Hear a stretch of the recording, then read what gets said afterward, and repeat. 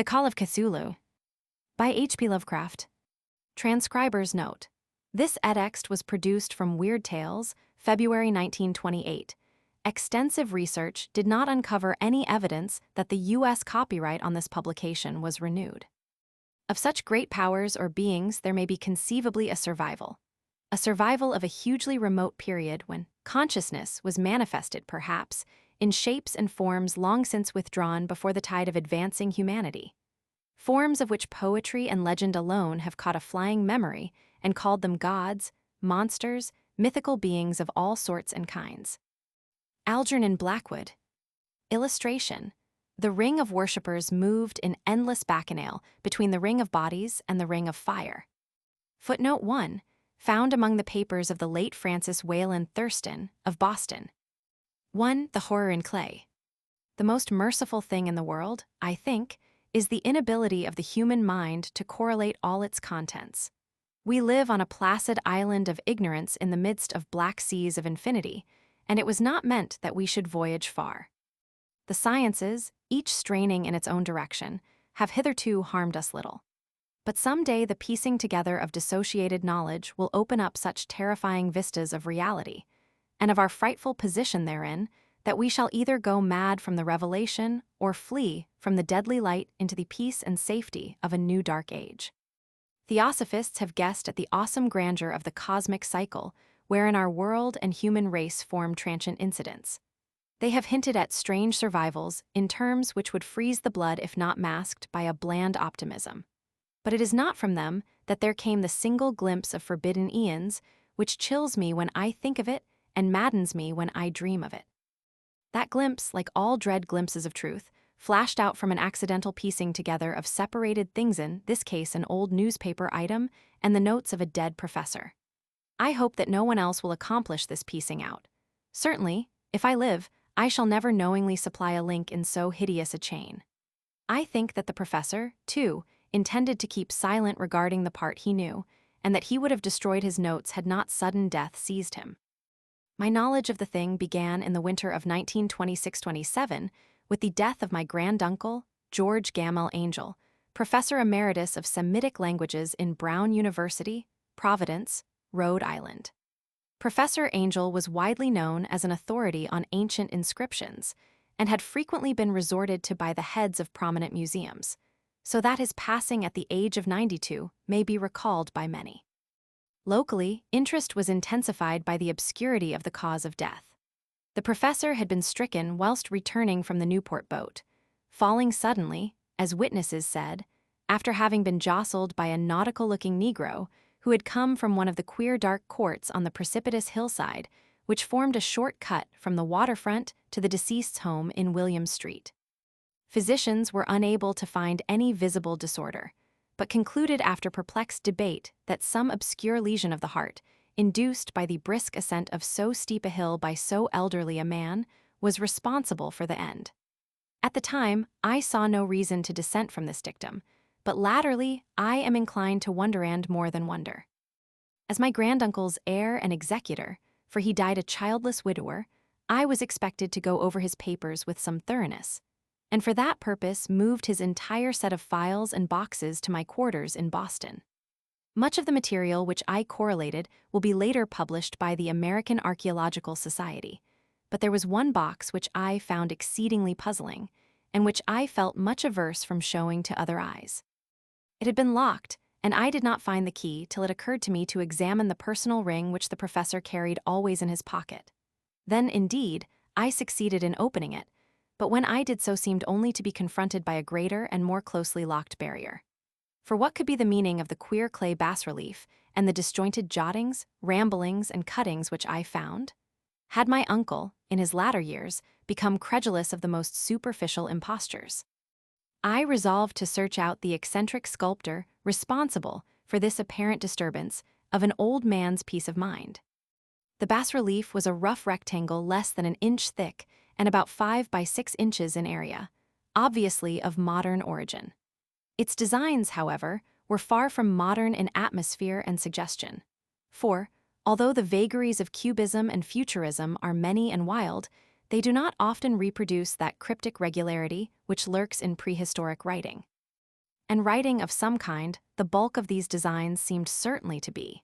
Though my memory, despite much familiarity with the papers and collections of my uncle, failed in any way to identify this particular species or even hint at its remotest affiliations.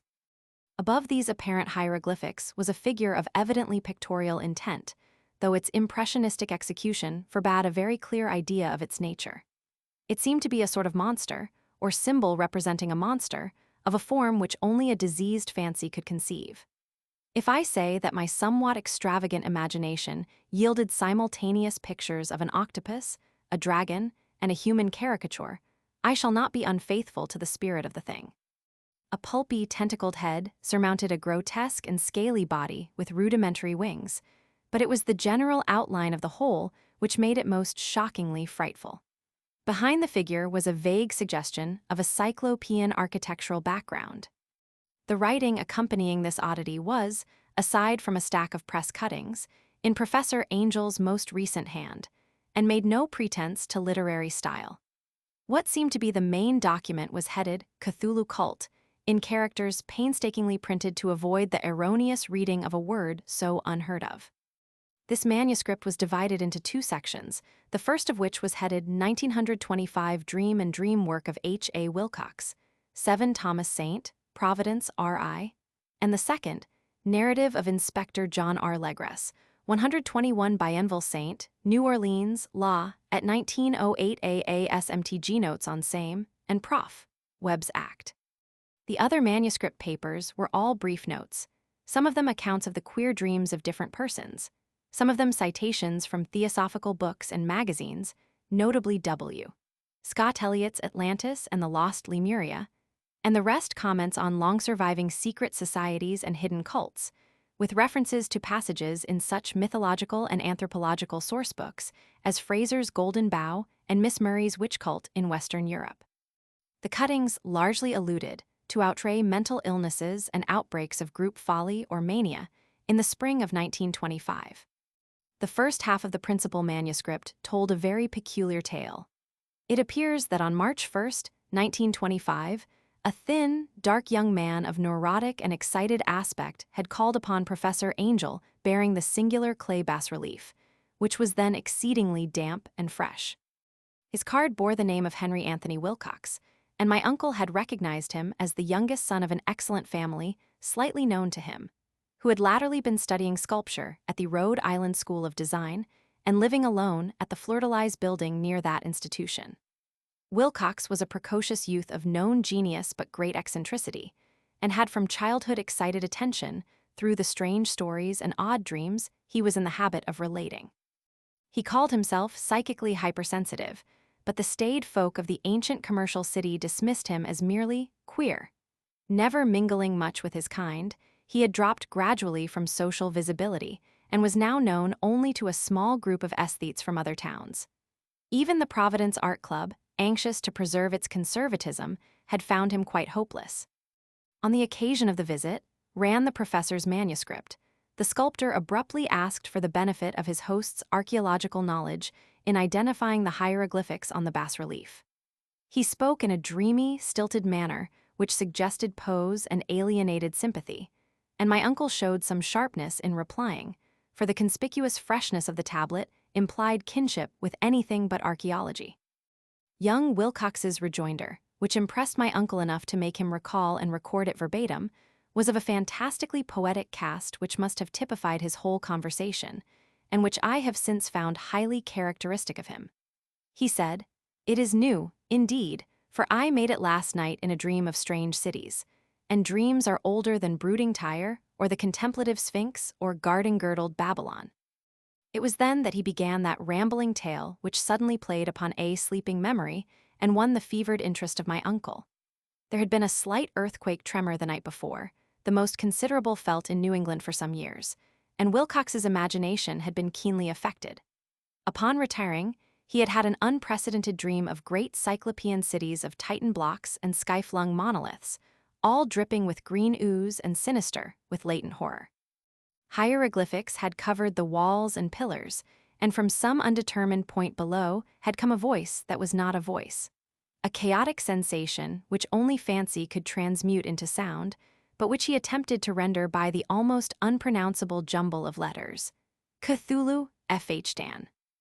This verbal jumble was the key to the recollection which excited and disturbed Professor Angel. He questioned the sculptor with scientific minuteness, and studied with almost frantic intensity the bas-relief on which the youth had found himself working, chilled and clad only in his nightclothes, when waking had stolen bewilderingly over him. My uncle blamed his old age, Wilcox afterward said, for his slowness in recognizing both hieroglyphics and pictorial design. Many of his questions seemed highly out of place to his visitor, especially those which tried to connect the latter with strange cults or societies, and Wilcox could not understand the repeated promises of silence which he was offered in exchange for an admission of membership in some widespread mystical or paganly religious body. When Professor Angel became convinced that the sculptor was indeed ignorant of any cult or system of cryptic lore, he besieged his visitor with demands for future reports of dreams. This bore regular fruit, for after the first interview the manuscript records daily calls of the young man, during which he related startling fragments of nocturnal imagery, whose burden was always some terrible cyclopean vista of dark and dripping stone, with a subterranean voice or intelligence shouting monotonously in enigmatical sense impacts, uninscribable save as gibberish. The two sounds most frequently repeated are those rendered by the letters Cthulhu and Arlae. On March 23, the manuscript continued, Wilcox failed to appear, and inquiries at his quarters revealed that he had been stricken with an obscure sort of fever and taken to the home of his family in Waterman Street. He had cried out in the night, arousing several other artists in the building, and had manifested since then only alternations of unconsciousness and delirium. My uncle at once telephoned the family, and from that time forward kept close watch of the case, calling often at the Thayer Street office of Dr. Toby, whom he learned to be in charge. The youth's febrile mind, apparently, was dwelling on strange things, and the doctor shuddered now and then as he spoke of them. They included not only a repetition of what he had formerly dreamed, but touched wildly on a gigantic thing, miles high, which walked or lumbered about. He at no time fully described this object, but occasional frantic words, as repeated by Dr. Toby, convinced the professor that it must be identical with the nameless monstrosity he had sought to depict in his dream sculpture. Reference to this object, the doctor added, was invariably a prelude to the young man's subsidence into lethargy. His temperature, oddly enough, was not greatly above normal, but the whole condition was otherwise such as to suggest true fever rather than mental disorder. On April 2nd, at about 3 p.m., every trace of Wilcox's malady suddenly ceased.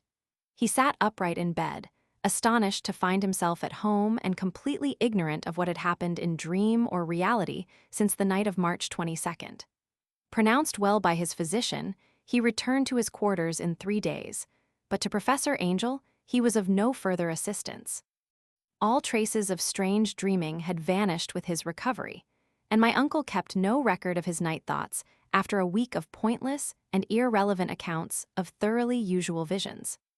Here the first part of the manuscript ended, but references to certain of the scattered notes gave me much material for thought so much, in fact, that only the ingrained skepticism then forming my philosophy can account for my continued distrust of the artist.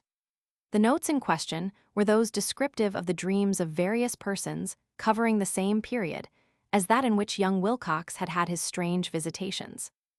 My uncle, it seems, had quickly instituted a prodigiously far-flung body of inquiries amongst nearly all the friends whom he could question without impertinence, asking for nightly reports of their dreams and the dates of any notable visions for some time past. The reception of his request seems to have been varied, but he must, at the very least, have received more responses than any ordinary man could have handled without a secretary. This original correspondence was not preserved, but his notes formed a thorough and really significant digest.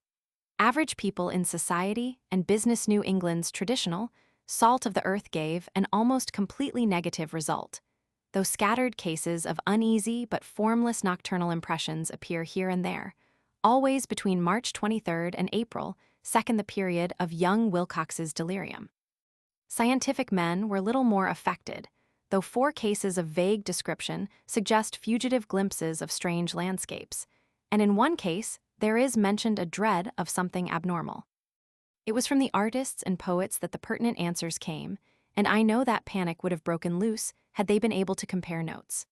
As it was, lacking their original letters, I half suspected the compiler of having asked leading questions, or of having edited the correspondence in corroboration of what he had latently resolved to see. That is why I continue to feel that Wilcox, somehow cognizant of the old data which my uncle had possessed, had been imposing on the veteran scientist. These responses from aesthetes told a disturbing tale.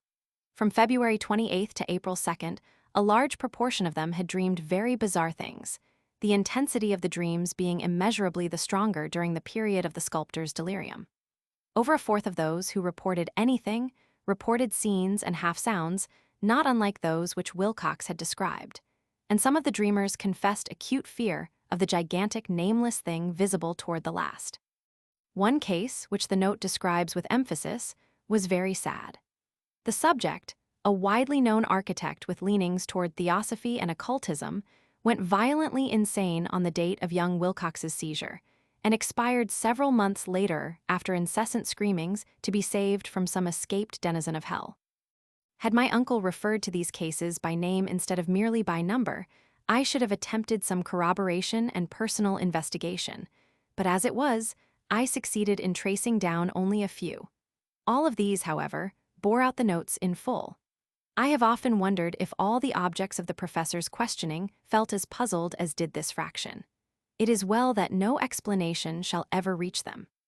The press cuttings, as I have intimated, touched on cases of panic, mania, and eccentricity during the given period. Professor Angel must have employed a cutting bureau, for the number of extracts was tremendous, and the sources scattered throughout the globe. Here was a nocturnal suicide in London, where a lone sleeper had leaped from a window after a shocking cry. Here likewise a rambling letter to the editor of a paper in South America, where a fanatic deduces a dire future from visions he has seen. A dispatch from California describes a theosophist colony as donning white robes en masse for some glorious fulfillment, which never arrives, whilst items from India speak guardedly of serious native unrest toward the end of March. Voodoo orgies multiply in Haiti, and African outposts report ominous mutterings. American officers in the Philippines find certain tribes bothersome about this time, and New York policemen are mobbed by hysterical Levantins on the night of March 22-23. The west of Ireland, too, is full of wild rumor and legendry, and a fantastic painter named Ardwa Bonat hangs a blasphemous dream landscape in the Paris Spring Salon of 1926. And so numerous are the recorded troubles in insane asylums that only a miracle can have stopped the medical fraternity from noting strange parallelisms and drawing mystified conclusions. A weird bunch of cuttings, all told, and I can at this date scarcely envisage the callous rationalism with which I set them aside. But I was then convinced that young Wilcox had known of the older matters mentioned by the professor. 2. The tale of Inspector Legras. The older matters which had made the sculptor's dream and bas-relief so significant to my uncle formed the subject of the second half of his long manuscript. Once before, it appears, Professor Angel had seen the hellish outlines of the nameless monstrosity, puzzled over the unknown hieroglyphics, and heard the ominous syllables which can be rendered only as Cthulhu. And all this in so stirring and horrible a connection that it is small wonder he pursued young Wilcox with queries and demands for data. This earlier experience had come in 1908, 17 years before, when the American Archaeological Society held its annual meeting in St. Louis. Professor Angel, as befitted one of his authority and attainments, had had a prominent part in all the deliberations, and was one of the first to be approached by the several outsiders who took advantage of the convocation to offer questions for correct answering and problems for expert solution. The chief of these outsiders, and in a short time the focus of interest for the entire meeting, was a commonplace-looking middle-aged man who had traveled all the way from New Orleans for certain special information unobtainable from any local source. His name was John Raymond Legras, and he was by profession an inspector of police. With him, he bore the subject of his visit, a grotesque, repulsive, and apparently very ancient stone statuette whose origin he was at a loss to determine. It must not be fancied that Inspector Legras had the least interest in archaeology. On the contrary, his wish for enlightenment was prompted by purely professional considerations. The statuette, idol, fetish, or whatever it was, had been captured some months before in the wooded swamps south of New Orleans during a raid on a supposed voodoo meeting. And so singular and hideous were the rites connected with it, that the police could not but realize that they had stumbled on a dark cult totally unknown to them, and infinitely more diabolic than even the blackest of the African voodoo circles. Of its origin, apart from the erratic and unbelievable tales extorted from the captured members, absolutely nothing was to be discovered. Hence the anxiety of the police for any antiquarian lore which might help them to place the frightful symbol, and through it track down the cult to its fountainhead. Inspector Legras was scarcely prepared for the sensation which his offering created. One sight of the thing had been enough to throw the assembled men of science into a state of tense excitement, and they lost no time in crowding around him to gaze at the diminutive figure, whose utter strangeness and air of genuinely abysmal antiquity hinted so potently at unopened and archaic vistas. No recognized school of sculpture had animated this terrible object, yet centuries and even thousands of years seemed recorded in its dim and greenish surface of unplaceable stone. The figure, which was finally passed slowly from man to man for close and careful study, was between 7 and 8 inches in height and of exquisitely artistic workmanship. It represented a monster of vaguely anthropoid outline, but with an octopus-like head whose face was a mass of feelers. A scaly, rubbery-looking body, prodigious claws on hind and fore feet, and long, narrow wings behind. This thing, which seemed instinct with a fearsome and unnatural malignancy, was of a somewhat bloated corpulence, and squatted evilly on a rectangular block or pedestal covered with undecipherable characters. The tips of the wings touched the back edge of the block. The seat occupied the center, whilst the long, curved claws of the doubled-up, crouching hind legs gripped the front edge and extended a quarter of the way down toward the bottom of the pedestal. The cephalopod head was bent forward, so that the ends of the facial feelers brushed the backs of huge forepaws which clasped the croucher's elevated knees. The aspect of the whole was abnormally lifelike, and the more subtly fearful because its source was so totally unknown. Its vast, awesome, and incalculable age was unmistakable, yet not one link did it show with any known type of art belonging to civilization's youth or, indeed, to any other time. Totally separate and apart, its very material was a mystery, for the soapy, greenish-black stone with its golden or iridescent flecks and striations resembled nothing familiar to geology or mineralogy.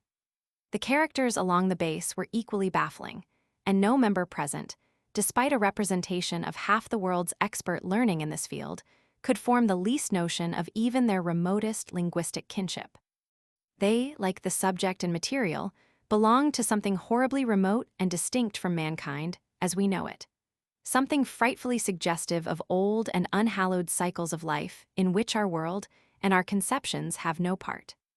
And yet, as the members severally shook their heads and confessed defeat at the inspector's problem, there was one man in that gathering who suspected a touch of bizarre familiarity in the monstrous shape and writing, and who presently told with some diffidence of the odd trifle he knew. This person was the late William Channing Webb, professor of anthropology in Princeton University, and an explorer of no slight note. Professor Webb had been engaged, 48 years before, in a tour of Greenland and Iceland in search of some runic inscriptions which he failed to unearth, and whilst high up on the West Greenland coast had encountered a singular tribe or cult of degenerate Eskimos whose religion, a curious form of devil worship, chilled him with its deliberate bloodthirstiness and repulsiveness. It was a faith of which other Eskimos knew little, and which they mentioned only with shudders, saying that it had come down from horribly ancient eons before ever the world was made. Besides nameless rites and human sacrifices, there were certain queer hereditary rituals addressed to a supreme elder devil or tornasuk. And of this Professor Webb had taken a careful phonetic copy from an aged Angakok or wizard priest, expressing the sounds in Roman letters as best he knew how. But just now of prime significance was the fetish which this cult had cherished, and around which they danced when the aurora leaped high over the ice cliffs. It was, the professor stated, a very crude bas-relief of stone, comprising a hideous picture and some cryptic writing. And as far as he could tell, It was a rough parallel in all essential features of the bestial thing now lying before the meeting. These data, received with suspense and astonishment by the assembled members, proved doubly exciting to Inspector Legras, and he began at once to ply his informant with questions. Having noted and copied an oral ritual among the swamp cult worshippers his men had arrested, he besought the professor to remember as best he might the syllables taken down amongst the diabolist Eskimos. There then followed an exhaustive comparison of details, and a moment of really odd silence when both detective and scientist agreed on the virtual identity of the phrase common to two hellish rituals so many worlds of distance apart. What, in substance, both the Eskimo wizards and the Louisiana swamp priests had chanted to their kindred idols was something very like this, the word divisions being guessed at from traditional breaks in the phrase as chanted aloud. Phnglui mglwnaf, Cthulhu Arlai, W Gonagal FHstan. Legras had 1 point in advance of Professor Webb, for several among his mongrel prisoners had repeated to him what older celebrants had told them the words meant. This text, as given, ran something like this. In his house at Arlai dead Cthulhu waits dreaming. And now, in response to a general urgent demand, Inspector Legras related as fully as possible his experience with the swamp worshippers, telling a story to which I could see my uncle attached profound significance. It savored of the wildest dreams of mythmaker and theosophist, and disclosed an astonishing degree of cosmic imagination among such half-castes and pariahs as might be least expected to possess it.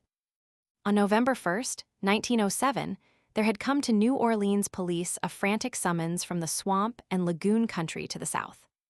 The squatters there, mostly primitive but good-natured descendants of Lafitte's men, were in the grip of stark terror from an unknown thing which had stolen upon them in the night. It was voodoo, apparently, but voodoo of a more terrible sort than they had ever known, and some of their women and children had disappeared since the malevolent tom-tom had begun its incessant beating far within the black haunted woods where no dweller ventured. There were insane shouts and harrowing screams, soul-chilling chants and dancing devil flames, and, the frightened messenger added, the people could stand it no more. So a body of 20 police, filling 2 carriages and an automobile, had set out in the late afternoon with the shivering squatter as a guide. At the end of the passable road they alighted, and for miles splashed on in silence through the terrible cypress woods where day never came. Ugly roots and malignant hanging nooses of Spanish moss beset them, and now and then a pile of dank stones or fragments of a rotting wall intensified by its hint of morbid habitation, a depression which every malformed tree and every fungus islet combined to create. At length, the squatter settlement, a miserable huddle of huts, hove in sight, and hysterical dwellers ran out to cluster around the group of bobbing lanterns. The muffled beat of tom-toms was now faintly audible far, far ahead, and a curdling shriek came at infrequent intervals when the wind shifted. A reddish glare, too, seemed to filter through the pale undergrowth beyond endless avenues of forest night. Reluctant even to be left alone again, each one of the cowed squatters refused point-blank to advance another inch toward the scene of unholy worship. So Inspector Legras and his 19 colleagues plunged on unguided into black arcades of horror that none of them had ever trod before. The region now entered by the police was one of traditionally evil repute, substantially unknown and untraversed by white men. There were legends of a hidden lake unglimpsed by mortal sight, in which dwelt a huge, formless white polypus thing with luminous eyes, and squatters whispered that bat-winged devils flew up out of caverns in inner earth to worship it at midnight. They said it had been there before D'Iberville, before La Salle, before the Indians, and before even the wholesome beasts and birds of the woods. It was nightmare itself, and to see it was to die. But it made men dream, and so they knew enough to keep away. The present voodoo orgy was, indeed, on the merest fringe of this abhorred area, but that location was bad enough. Hence, perhaps, the very place of the worship had terrified the squatters more than the shocking sounds and incidents. Only poetry or madness could do justice to the noises heard by Legras's men as they plowed on through the black morass toward the red glare and the muffled tom-toms. There are vocal qualities peculiar to men and vocal qualities peculiar to beasts, and it is terrible to hear the one when the source should yield the other. Animal fury and orgiastic license here whipped themselves to demoniac heights by howls and squawking ecstasies that tore and reverberated through those nighted woods like pestilential tempests from the gulfs of hell. Now and then, the less organized ululations would cease, and from what seemed a well-drilled chorus of hoarse voices would rise in sing-song chant that hideous phrase or ritual. Phnglui mglwnaf, Cthulhu Arlai, W Gonagal FHtan. Then the men, having reached a spot where the trees were thinner, came suddenly in sight of the spectacle itself. 4 of them reeled, 1 fainted, and 2 were shaken into a frantic cry which the mad cacophony of the orgy fortunately deadened. Legras dashed swamp water on the face of the fainting man, and all stood trembling and nearly hypnotized with horror. In a natural glade of the swamp stood a grassy island of perhaps an acre's extent, clear of trees and tolerably dry. On this now leaped and twisted a more indescribable horde of human abnormality than any but a Sime or an Angarola could paint. Void of clothing, this hybrid spawn were braying, bellowing and writhing about a monstrous ring-shaped bonfire, in the center of which, revealed by occasional rifts in the curtain of flame, stood a great granite monolith some 8 feet in height, on top of which, incongruous in its diminutiveness, rested the noxious carven statuette. From a wide circle of 10 scaffolds, set up at regular intervals with the flame-girt monolith as a center hung, head downward, the oddly marred bodies of the helpless squatters who had disappeared.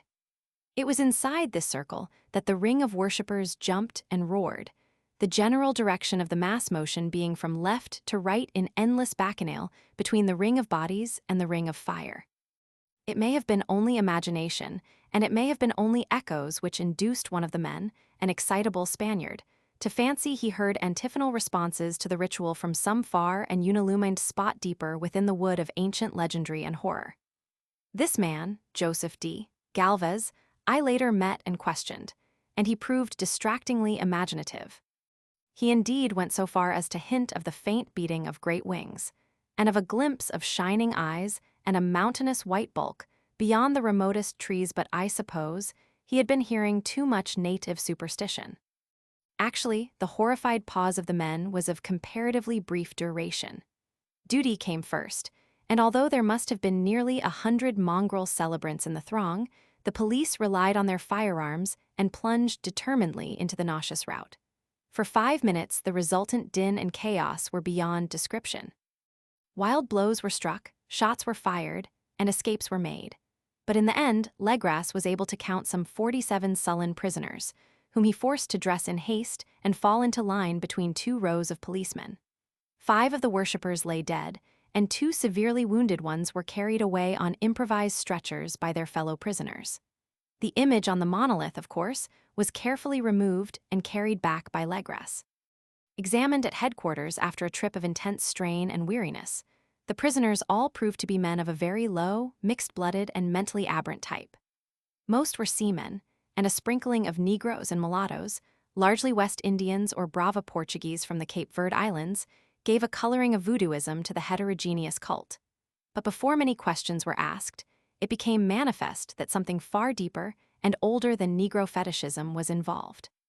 Degraded and ignorant as they were, the creatures held with surprising consistency to the central idea of their loathsome faith.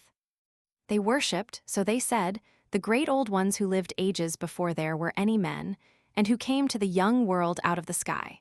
Those old ones were gone now, inside the earth and under the sea.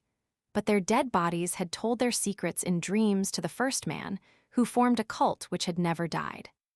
This was that cult, and the prisoners said it had always existed and always would exist, hidden in distant wastes and dark places all over the world, until the time when the great priest Cthulhu, from his dark house in the mighty city of Arlai under the waters, should rise and bring the earth again beneath his sway.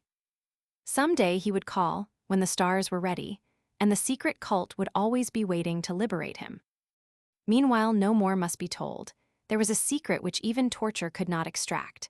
Mankind was not absolutely alone among the conscious things of earth, for shapes came out of the dark to visit the faithful few, but these were not the great old ones. No man had ever seen the old ones. The carven idol was great Cthulhu, but none might say whether or not the others were precisely like him. No one could read the old writing now, but things were told by word of mouth. The chanted ritual was not the secret that was never spoken aloud, only whispered. The chant meant only this: in his house at Arlae dead Cthulhu waits dreaming. Only 2 of the prisoners were found sane enough to be hanged, and the rest were committed to various institutions. All denied a part in the ritual murders, and averred that the killing had been done by black-winged ones which had come to them from their immemorial meeting place in the haunted wood. But of those mysterious allies, no coherent account could ever be gained. What the police did extract came mainly from an immensely aged mestiz named Castro, who claimed to have sailed to strange ports and talked with undying leaders of the cult in the mountains of China. Old Castro remembered bits of hideous legend that paled the speculations of theosophists and made man and the world seem recent and transient indeed. There had been eons when other things ruled on the earth, and they had had great cities. Remains of them, he said the deathless Chinamen had told him, were still to be found as cyclopean stones on islands in the Pacific. They all died vast epochs of time before man came, but there were arts which could revive them when the stars had come round again to the right positions in the cycle of eternity. They had, indeed, come themselves from the stars and brought their images with them. These great old ones, Castro continued, were not composed altogether of flesh and blood. They had shape, for did not this star-fashioned image prove it? But that shape was not made of matter. When the stars were right, they could plunge from world to world through the sky, but when the stars were wrong, they could not live. But although they no longer lived, they would never really die. They all lay in stone houses in their great city of Arlae, preserved by the spells of mighty Cthulhu for a glorious resurrection when the stars and the earth might once more be ready for them. But at that time, some force from outside must serve to liberate their bodies. The spells that preserved them intact likewise prevented them from making an initial move, and they could only lie awake in the dark and think whilst uncounted millions of years rolled by. They knew all that was occurring in the universe, for their mode of speech was transmitted thought. Even now they talked in their tombs. When, after infinities of chaos, the first men came, the great old ones spoke to the sensitive among them by molding their dreams, for only thus could their language reach the fleshly minds of mammals. Then, whispered Castro, those first men formed the cult around small idols which the great ones showed them. Idols brought in dim eras from dark stars. That cult would never die till the stars came right again, and the secret priests would take great Cthulhu from his tomb to revive his subjects and resume his rule of earth. The time would be easy to know, for then mankind would have become as the great old ones, free and wild and beyond good and evil, with laws and morals thrown aside and all men shouting and killing and reveling in joy. Then the liberated old ones would teach them new ways to shout and kill and revel and enjoy themselves, and all the earth would flame with a holocaust of ecstasy and freedom. Meanwhile the cult, by appropriate rites, must keep alive the memory of those ancient ways and shadow forth the prophecy of their return. In the elder time, chosen men had talked with the entombed old ones in dreams, but then something had happened. The great stone city Arlae, with its monoliths and sepulchres, had sunk beneath the waves, and the deep waters, full of the one primal mystery through which not even thought can pass, had cut off the spectral intercourse. But memory never died, and high priests said that the city would rise again when the stars were right. Then came out of the earth the black spirits of earth, moldy and shadowy, and full of dim rumors picked up in caverns beneath forgotten sea bottoms. But of them, old Castro dared not speak much. He cut himself off hurriedly, and no amount of persuasion or subtlety could elicit more in this direction. The size of the old ones, too, he curiously declined to mention. Of the cult, he said that he thought the center lay amid the pathless deserts of Arabia, where Irem, the city of pillars, dreams hidden and untouched. It was not allied to the European witch cult, and was virtually unknown beyond its members. No book had ever really hinted of it, though the deathless Chinamen said that there were double meanings in the Necronomicon of the mad Arab Abdul ul-Hazred which the initiated might read as they chose, especially the much-discussed couplet. That is not dead which can eternal lie, and with strange eons even death may die. Legras, deeply impressed and not a little bewildered, had inquired in vain concerning the historic affiliations of the cult. Castro, apparently, had told the truth when he said that it was wholly secret. The authorities at Chilean University could shed no light upon either cult or image, and now the detective had come to the highest authorities in the country and met with no more than the Greenland tale of Professor Webb. The feverish interest aroused at the meeting by Legras's tale, corroborated as it was by the statuette, is echoed in the subsequent correspondence of those who attended, although scant mention occurs in the formal publication of the society. Caution is the first care of those accustomed to face occasional charlatanry and imposture. Legras for some time lent the image to Professor Webb, but at the latter's death it was returned to him and remains in his possession, where I viewed it not long ago. It is truly a terrible thing, and unmistakably akin to the dream sculpture of young Wilcox. That my uncle was excited by the tale of the sculptor, I did not wonder. For what thoughts must arise upon hearing, after a knowledge of what Legras had learned of the cult, of a sensitive young man who had dreamed not only the figure and exact hieroglyphics of the swamp-found image and the Greenland devil tablet, but had come in his dreams upon at least 3 of the precise words of the formula uttered alike by Eskimo diabolists and mongrel Louisianans. Professor Angel's instant start on an investigation of the utmost thoroughness was eminently natural, though privately I suspected young Wilcox of having heard of the cult in some indirect way, and of having invented a series of dreams to heighten and continue the mystery at my uncle's expense. The dream narratives and cuttings collected by the professor were, of course, strong corroboration, but the rationalism of my mind and the extravagance of the whole subject led me to adopt what I thought the most sensible conclusions. So, after thoroughly studying the manuscript again and correlating the theosophical and anthropological notes with the cult narrative of Legras, I made a trip to Providence to see the sculptor and give him the rebuke I thought proper for so boldly imposing upon a learned and aged man. Wilcox still lived alone in the Fleur-de-Lis building in Thomas Street, a hideous Victorian imitation of 17th-century Breton architecture, which flaunts its stuccoed front amidst the lovely colonial houses on the ancient hill, and under the very shadow of the finest Georgian steeple in America. I found him at work in his rooms, and at once conceded from the specimens scattered about that his genius is indeed profound and authentic. He will, I believe, be heard from sometime as one of the great decadents, for he has crystallized in clay and will one day mirror in marble those nightmares and fantasies which Arthur Machen evokes in prose, and Clark Ashton Smith makes visible in verse and in painting. Dark, frail, and somewhat unkempt in aspect, he turned languidly at my knock and asked me my business without rising. When I told him who I was, he displayed some interest, for my uncle had excited his curiosity in probing his strange dreams, yet had never explained the reason for the study. I did not enlarge his knowledge in this regard, but sought with some subtlety to draw him out. In a short time, I became convinced of his absolute sincerity, for he spoke of the dreams in a manner none could mistake. They and their subconscious residuum had influenced his art profoundly, and he showed me a morbid statue whose contours almost made me shake with the potency of its black suggestion. He could not recall having seen the original of this thing except in his own dream bas-relief, but the outlines had formed themselves insensibly under his hands. It was, no doubt, the giant shape he had raved of in delirium. That he really knew nothing of the hidden cult, save from what my uncle's relentless catechism had let fall, he soon made clear. And again, I strove to think of some way in which he could possibly have received the weird impressions. He talked of his dreams in a strangely poetic fashion, making me see with terrible vividness the damp cyclopean city of slimy green stone whose geometry, he oddly said, was all wrong-end here with frightened expectancy, the ceaseless, half-mental calling from underground. Cthulhu FH-tan, Cthulhu FH-tan.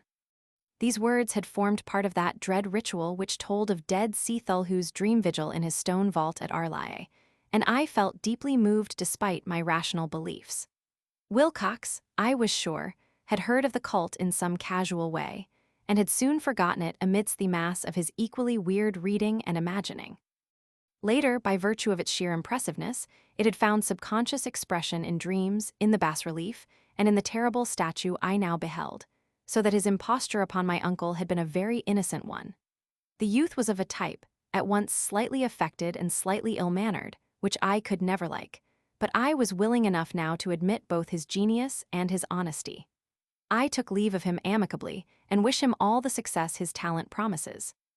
The matter of the cult still remained to fascinate me, and at times I had visions of personal fame from researches into its origin and connections. I visited New Orleans, talked with Legras and others of that old-time raiding party, saw the frightful image, and even questioned such of the mongrel prisoners as still survived. Old Castro, unfortunately, had been dead for some years. What I now heard so graphically at first hand, though it was really no more than a detailed confirmation of what my uncle had written, excited me afresh. For I felt sure that I was on the track of a very real, very secret, and very ancient religion whose discovery would make me an anthropologist of note. My attitude was still one of absolute materialism, as I wish it still were, and I discounted with almost inexplicable perversity the coincidence of the dream notes and odd cuttings collected by Professor Angel. One thing which I began to suspect, and which I now fear I know, is that my uncle's death was far from natural. He fell on a narrow hill street leading up from an ancient waterfront swarming with foreign mongrels after a careless push from a Negro sailor. I did not forget the mixed blood and marine pursuits of the cult members in Louisiana, and would not be surprised to learn of secret methods and poison needles as ruthless, and as anciently known as the cryptic rites and beliefs. Legras and his men, it is true, have been let alone, but in Norway a certain seaman who saw things is dead. Might not the deeper inquiries of my uncle after encountering the sculptor's data have come to sinister ears? I think Professor Angel died because he knew too much or because he was likely to learn too much. Whether I shall go as he did remains to be seen, for I have learned much now. 3. The madness from the sea. If heaven ever wishes to grant me a boon, it will be a total effacing of the results of a mere chance which fixed my eye on a certain stray piece of shelf paper. It was nothing on which I would naturally have stumbled in the course of my daily round, for it was an old number of an Australian journal, Sydney Bulletin, for April 18, 1925. It had escaped even the cutting bureau, which had at the time of its issuance been avidly collecting material for my uncle's research. I had largely given over my inquiries into what Professor Angel called the Cthulhu cult, and was visiting a learned friend of Paterson, New Jersey, the curator of a local museum and a mineralogist of note.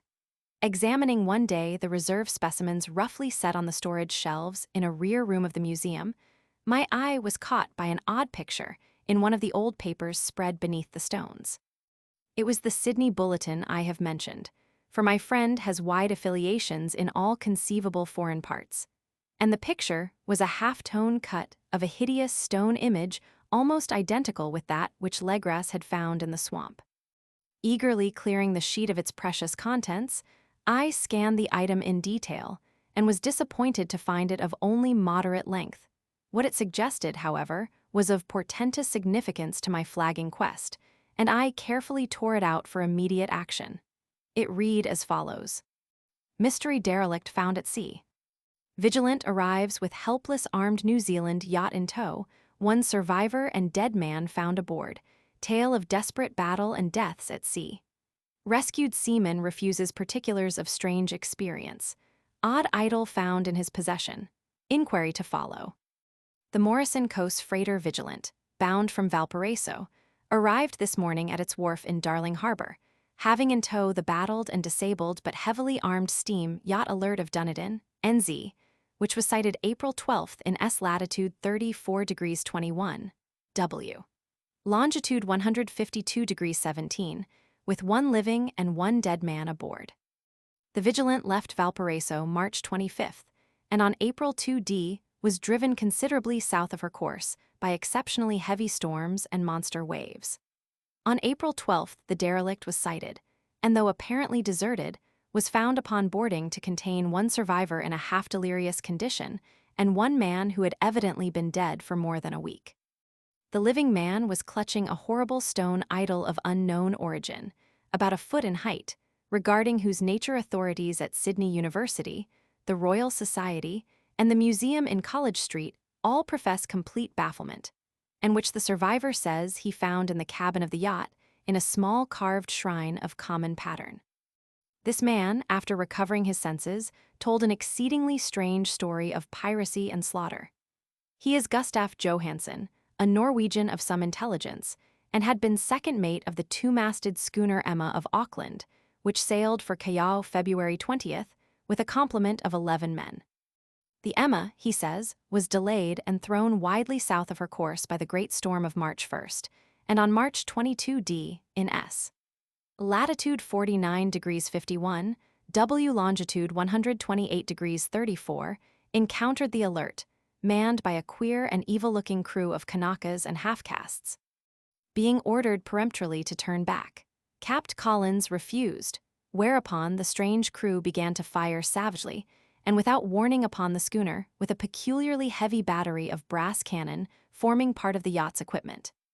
The Emma's men showed fight, says the survivor, and though the schooner began to sink from shots beneath the waterline, they managed to heave alongside their enemy and board her, grappling with the savage crew on the yacht's deck and being forced to kill them all, the number being slightly superior, because of their particularly abhorrent and desperate, though rather clumsy mode of fighting.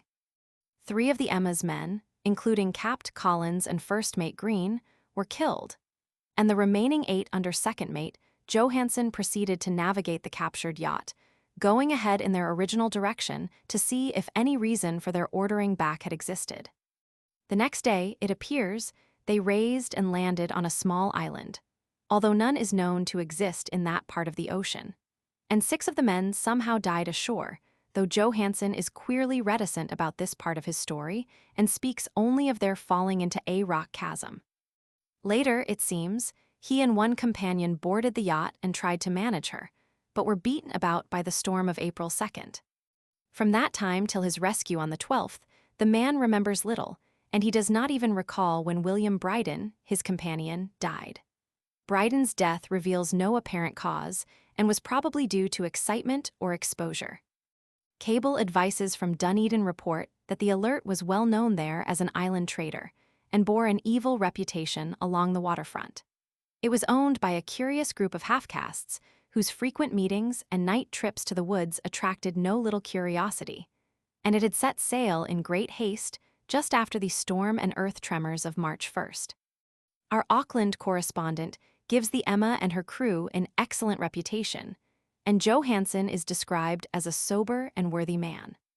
The Admiralty will institute an inquiry on the whole matter beginning tomorrow, at which every effort will be made to induce Johansen to speak more freely than he has done hitherto. This was all, together with the picture of the hellish image, but what a train of ideas it started in my mind.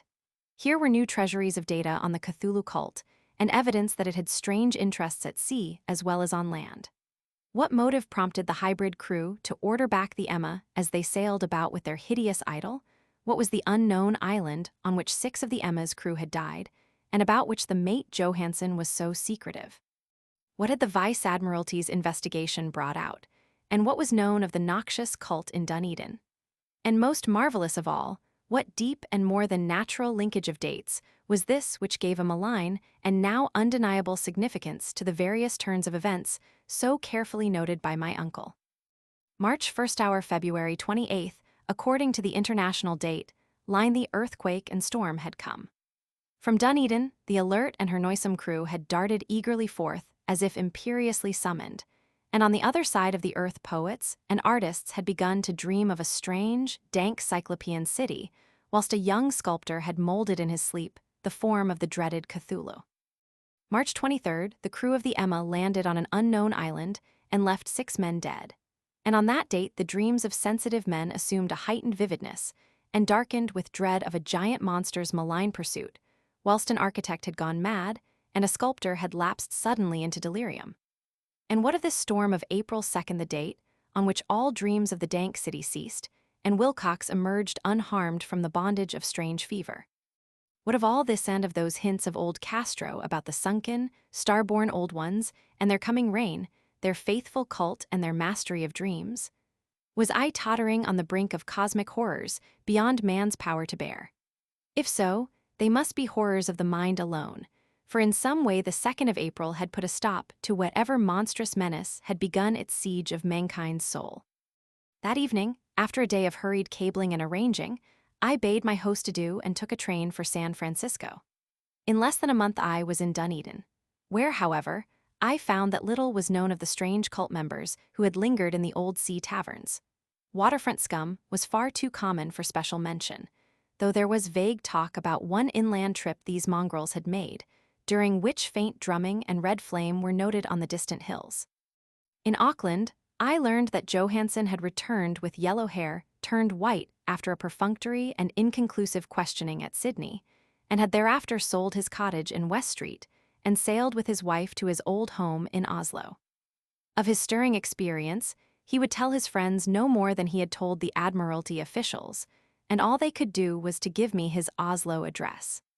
After that, I went to Sydney and talked profitlessly with seamen and members of the Vice Admiralty Court.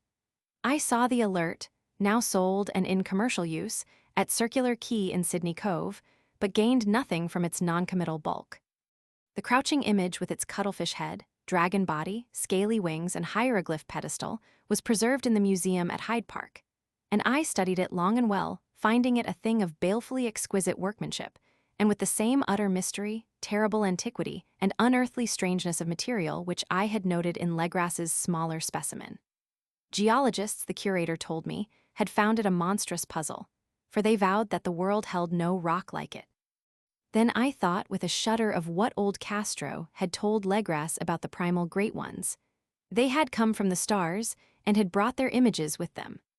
Shaken with such a mental revolution as I had never before known, I now resolved to visit mate Johansen in Oslo. Sailing for London, I re-embarked at once for the Norwegian capital, and one autumn day landed at the trim wharves in the shadow of the Edgeburg. Johansen's address, I discovered, lay in the old town of King Harald Hardrada, which kept alive the name of Oslo during all the centuries that the greater city masqueraded as Christiania. I made the brief trip by taxicab and knocked with palpitant heart at the door of a neat and ancient building with plastered front. A sad-faced woman in black answered my summons, and I was stung with disappointment when she told me in halting English that Gustaf Johansen was no more. He had not long survived his return, said his wife, for the doings at sea in 1925 had broken him. He had told her no more than he had told the public, but had left a long manuscript of technical matters, as he said written in English, evidently in order to safeguard her from the peril of casual perusal. During a walk through a narrow lane near the Gothenburg dock, a bundle of papers falling from an attic window had knocked him down. 2 Lascar sailors at once helped him to his feet, but before the ambulance could reach him, he was dead. Physicians found no adequate cause for the end and laid it to heart trouble and a weakened constitution. I now felt gnawing at my vitals that dark terror which will never leave me till I, too, am at rest, accidentally or otherwise. Persuading the widow that my connection with her husband's technical matters was sufficient to entitle me to his manuscript, I bore the document away and began to read it on the London boat. It was a simple, rambling thing a naive sailor's effort at a post facto diary and strove to recall day by day that last awful voyage. I cannot attempt to transcribe it verbatim in all its cloudiness and redundance, but I will tell its gist enough to show why the sound of the water against the vessel's sides became so unendurable to me that I stopped my ears with cotton. Johansen, thank God, did not know quite all, even though he saw the city and the thing, but I shall never sleep calmly again when I think of the horrors that lurk ceaselessly behind life in time and in space, and of those unhallowed blasphemies from elder stars which dream beneath the sea, known and favored by a nightmare cult ready and eager to loose them on the world whenever another earthquake shall heave their monstrous stone city again to the sun and air. Johansen's voyage had begun just as he told it to the Vice Admiralty. The Emma, in ballast, had cleared Auckland on February 20th, and had felt the full force of that earthquake-born tempest which must have heaved up from the sea bottom the horrors that filled men's dreams. Once more under control, the ship was making good progress when held up by the Alert on March 22nd, and I could feel the mate's regret as he wrote of her bombardment and sinking. Of the swarthy cult fiends on the Alert, he speaks with significant horror. There was some peculiarly abominable quality about them, which made their destruction seem almost a duty, and Johansen shows ingenuous wonder at the charge of ruthlessness brought against his party during the proceedings of the Court of Inquiry. Then, driven ahead by curiosity in their captured yacht under Johansen's command, the men sight a great stone pillar sticking out of the sea, and in S latitude 47 degrees 9, W longitude 126 degrees 43, come upon a coastline of mingled mud, ooze, and weedy cyclopean masonry, which can be nothing less than the tangible substance of Earth's supreme terror, the nightmare corpse city of Arlai, that was built in measureless eons behind history by the vast, loathsome shapes that seep down from the dark stars. There lay great Cthulhu and his hordes, hidden in green slimy vaults and sending out at last, after cycles incalculable, the thoughts that spread fear to the dreams of the sensitive and called imperiously to the faithful to come on a pilgrimage of liberation and restoration. All this Johansen did not suspect, but God knows he soon saw enough. I suppose that only a single mountaintop, the hideous monolith-crowned citadel whereon great Cthulhu was buried, actually emerged from the waters. When I think of the extent of all that may be brooding down there, I almost wish to kill myself forthwith. Johansen and his men were awed by the cosmic majesty of this dripping Babylon of elder demons, and must have guessed without guidance that it was nothing of this or of any sane planet. Awe at the unbelievable size of the greenish stone blocks, at the dizzying height of the great carven monolith, and at the stupefying identity of the colossal statues and bas-reliefs with the queer image found in the shrine on the alert, is poignantly visible in every line of the mate's frightened description. Without knowing what futurism is like, Johansen achieved something very close to it when he spoke of the city, for instead of describing any definite structure or building, he dwells only on the broad impressions of vast angles and stone surfaces too great to belong to anything right or proper for this earth, and impious with horrible images and hieroglyphs. I mention his talk about angles because it suggests something Wilcox had told me of his awful dreams. He had said that the geometry of the dream place he saw was abnormal, non-Euclidean, and loathsomely redolent of spheres and dimensions apart from ours. Now, an unlettered seaman felt the same thing whilst gazing at the terrible reality. Johansen and his men landed at a sloping mudbank on this monstrous acropolis and clambered slipperily up over Titan oozy blocks, which could have been no mortal staircase. The very sun of heaven seemed distorted when viewed through the polarizing miasma welling out from this sea-soaked perversion, and twisted menace and suspense lurked leeringly in those crazily elusive angles of carven rock, where a second glance showed concavity after the first showed convexity. Something very like fright had come over all the explorers before anything more definite than rock and ooze and weed was seen. Each would have fled had he not feared the scorn of the others, and it was only half-heartedly that they searched vainly, as it proved for some portable souvenir to bear away. It was Rodriguez the Portuguese who climbed up the foot of the monolith and shouted of what he had found. The rest followed him and looked curiously at the immense carved door with the now familiar squid dragon bas-relief. It was, Johansen said, like a great barn door, and they all felt that it was a door because of the ornate lintel, threshold, and jambs around it, though they could not decide whether it lay flat like a trapdoor or slantwise like an outside cellar door. As Wilcox would have said, the geometry of the place was all wrong. One could not be sure that the sea and the ground were horizontal, hence the relative position of everything else seemed phantasmally variable. Bryden pushed at the stone in several places without result. Then Donovan felt over it delicately around the edge, pressing each point separately as he went. He climbed interminably along the grotesque stone molding that is, one would call it climbing if the thing was not after all horizontal, and the men wondered how any door in the universe could be so vast. Then, very softly and slowly, the acre-great panel began to give inward at the top, and they saw that it was balanced. Donovan slid or somehow propelled himself down or along the jamb and rejoined his fellows, and everyone watched the queer recession of the monstrously carven portal. In this fantasy of prismatic distortion, it moved anomalously in a diagonal way, so that all the rules of matter and perspective seemed upset. The aperture was black with a darkness almost material. That tenebrousness was indeed a positive quality, for it obscured such parts of the inner walls as ought to have been revealed, and actually burst forth like smoke from its eon-long imprisonment, visibly darkening the sun as it slunk away into the shrunken and gibbous sky on flapping membranous wings. The odor arising from the newly opened depths was intolerable, and at length the quick-eared Hawkins thought he heard a nasty, slopping sound down there.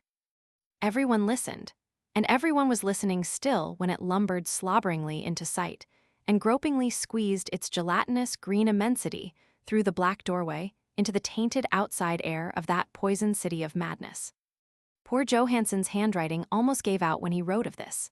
Of the 6 men who never reached the ship, he thinks 2 perished of pure fright in that accursed instant.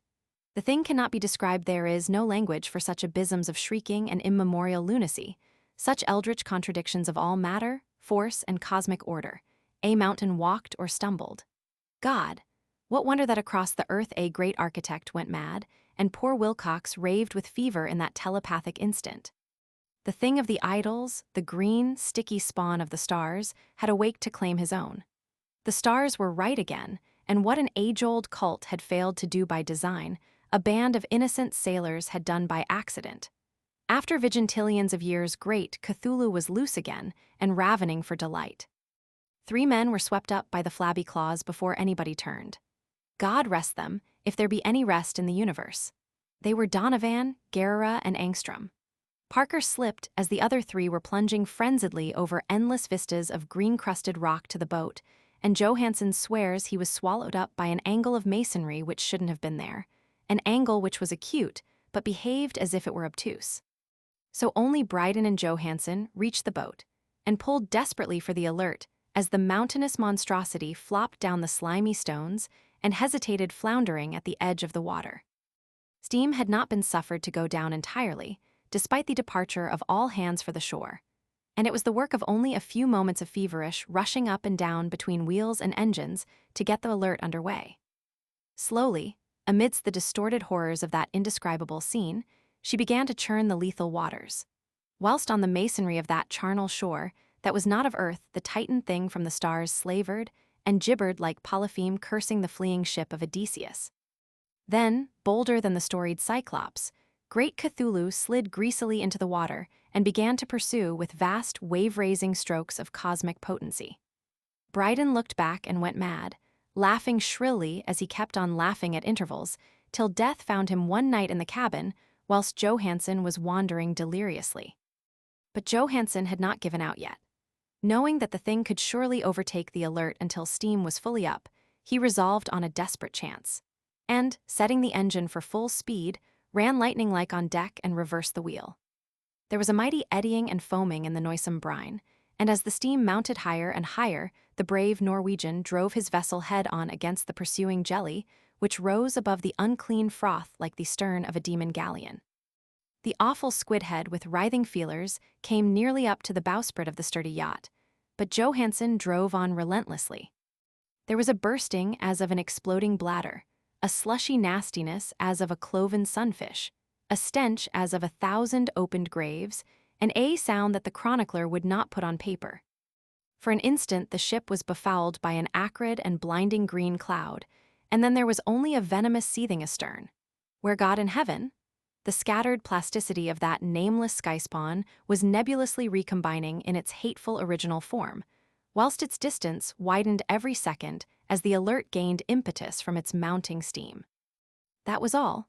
After that, Johansen only brooded over the idol in the cabin and attended to a few matters of food for himself and the laughing maniac by his side. He did not try to navigate after the first bold flight, for the reaction had taken something out of his soul. Then came the storm of April 2nd and a gathering of the clouds about his consciousness. There is a sense of spectral whirling through liquid gulfs of infinity, of dizzying rides through reeling universes on a comet's tail, and of hysterical plunges from the pit to the moon, and from the moon back again to the pit, all livened by a cachinnating chorus of the distorted, hilarious elder gods and the green, bat-winged mocking imps of Tartarus. Out of that dream came Rescue the Vigilant, the Vice-Admiralty Court, the streets of Dunedin, and the long voyage back home to the old house by the Edgeburg. He could not tell they would think him mad. He would write of what he knew before death came, but his wife must not guess. Death would be a boon if only it could blot out the memories. That was the document I read, and now I have placed it in the tin box beside the bas-relief and the papers of Professor Angel. With it shall go this record of mine, this test of my own sanity, wherein is pieced together that which I hope may never be pieced together again. I have looked upon all that the universe has to hold of horror, and even the skies of spring and the flowers of summer must ever afterward be poison to me. But I do not think my life will be long. As my uncle went, as poor Johansen went, so I shall go. I know too much, and the cult still lives. Cthulhu still lives, too, I suppose, again in that chasm of stone which has shielded him since the sun was young. His accursed city is sunken once more, for the vigilant sailed over the spot after the April storm. But his ministers on earth still bellow and prance and slay around idol-capped monoliths in lonely places. He must have been trapped by the sinking whilst within his black abyss, or else the world would by now be screaming with fright and frenzy. Who knows the end? What has risen may sink, and what has sunk may rise. Loathsomeness waits and dreams in the deep, and decay spreads over the tottering cities of men. A time will come, but I must not and cannot think. Let me pray that, if I do not survive this manuscript, my executors may put caution before audacity and see that it meets no other eye.